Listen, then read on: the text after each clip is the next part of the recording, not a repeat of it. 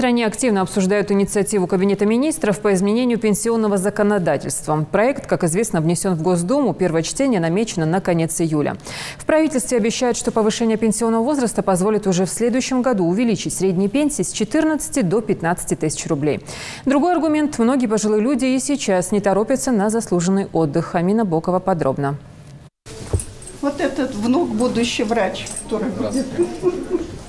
Для хорошего специалиста золотой возраст, если говорить об опыте и знаниях, это пик формы. Вот и Любовь Тимирханову в Назрановской поликлинике считают одним из самых опытных специалистов. Стаж в медицине 50 лет. Работала и за границей, и в Москве. Сейчас заведует Центром здоровья и делится уже своим опытом с начинающими коллегами. На заслуженный отдых Любовь уходить не планирует. Полна сил, а главное – желание трудиться, рассказывает доктор. Для врача возраст от 60 не предел. Здесь продолжают работать и в 70. Я считаю, люди с таким опытом, как у меня, очень были востребованы. И это было желание моего руководства, чтобы я продолжала работать. Ну и сама я еще чувствовала себя достаточно, как и профессионально подготовленной. В общем, я могла продолжать свою трудовую деятельность, и я ее продолжила. Зачастую то, на что не обратит внимание молодой врач, даже с прекрасными отметками в дипломе, обязательно заметит его более старший коллега. Работа в паре с наставником в медицине – единственная возможность свести до минимума количество ошибок. Согласно с этим мнением и сотрудники Любови. Отпускать опытную заведующую молодые специалисты не готовы. Нам всем, как молодым специалистам в Центре здоровья, бесценный опыт Любовь Хасановны очень пригодился. Она человек, повидавший на своей практике многолетней уже многое, то, что мы могли видеть в свое время только на страницах учебников, это мы уже от Любовь Хасановны видим в теории.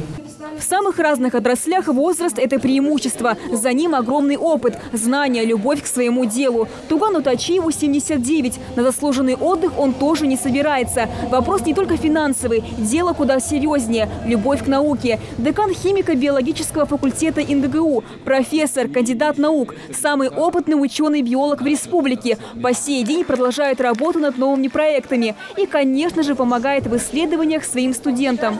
Я был первый биолог из ингушской, как говорится, национальности. Первый кандидат тоже, первый. И вот теперь 55 лет уже в ВУЗе. Уже так, 13 учеников уже защитили диссертации. Они все мои теперь уже коллеги.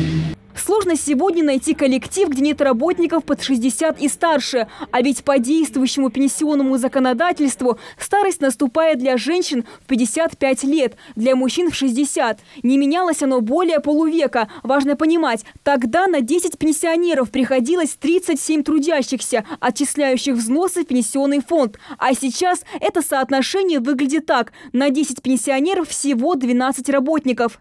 Демографический провал 90-х только усугубил ситуацию. Количество работающих у людей трудоспособного возраста ежегодно сокращается, а количество пенсионеров растет.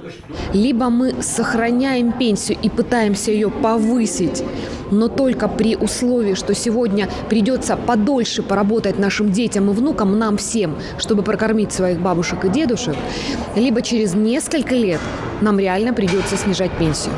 Чтобы обеспечить всех, рабочих рук в стране не хватает. Надо сказать, что варианты решения проблемы рассматривались разные. Для работающих предлагали повысить налоги, но отказались. Существующие сборы и без того довольно немалые. Еще один вариант – потратить на пенсии государственные сбережения. Но весь фонд национального благосостояния – это 4 триллиона рублей. А ежегодные расходы пенсионного фонда вдвое больше. Иными словами, решение, которое устроило бы абсолютно всех, сегодня просто не существует. Поэтому в правительстве предложили наиболее комфортный вариант изменений в законодательстве. В сегодняшний день практически все страны уже повысили пенсионный возраст. Причем начали это делать еще в 80-е годы прошлого века. В нашей стране возраст выхода на пенсию один из самых низких. Пенсионный возраст был увеличен во всех странах Евразес, в других странах СНГ, кроме России и Узбекистана. Предлагается ввести достаточно длительный переходный период. Начать его предлагается с 2019 года, чтобы пошагово достичь выхода на пенсию в 65 лет для мужчин в 2028 году и в 63 года для женщин в 2034 году. Уже с 2019 года Кабинет министров обещает прибавку к пенсии 12 тысяч в год или 1000 в месяц. А уже через 2 года средняя пенсия вырастет до 16, а в 2024 году до 20 тысяч. По словам заместителя министра труда и социальной защиты России, после проведения пенсионной реформы средняя страховая пенсия в стране превысит 30 тысяч рублей. В качестве компенсационной меры мы предлагаем предусмотреть возможность для всех лиц, которые имеют большой стаж, 40 лет для женщин, 45 лет для мужчин, выйти на пенсию на 2 года раньше общеустановленного пенсионного возраста в условиях его повышения. Продолжительность жизни в стране с каждым годом повышается. В прошлом году она достигла более 70 лет. На Кавказе этот возраст значительно выше. Также к 2030 году ожидается, что эта отметка превысит 80 лет. Причем пожилые люди и сами не торопятся на заслуженный отдых. По статистике продолжают трудиться 40% мужчин в возрасте от 60 до 64 лет и 55% женщин в возрасте от 55 до 59 лет. Поэтому в правительстве уверены, что увеличение числа работающих за счет плавного повышения пенсионного возраста до 63 лет для женщин и 65 для мужчин – это оптимальное решение. Среди них, конечно, работников предпенсионного возраста есть и высококвалифицированные специалисты. И работодатели должны это понимать.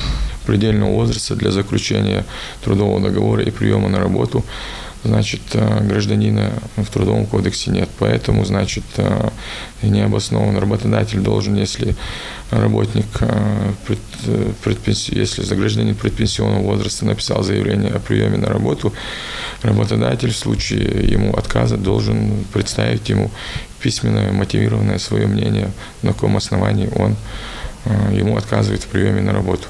Предлагаемый график выхода на заслуженный отдых в зависимости от года рождения опубликован на сайте ПФР. Для мужчин пенсионный возраст поэтапно вырастет до 65 лет к 2028 году, для женщин до 63 лет к 2034 году. Здесь же на сайте подробно описано, кого из льготников перемены не коснутся, в том числе и тех, кто трудится на опасных предприятиях. А посчитать размер будущей пенсии можно, кликнув на специальный калькулятор. Ну а сам законопроект Госдума намерена рассмотреть в первом чтении на заседании 19 июля. Однако перед этим документ оценивают и в субъектах федерации. Положительную оценку инициативе правительства поставили уже более 60 региональных парламентов. Амина Бокова, Адам Далаков, Новости 24.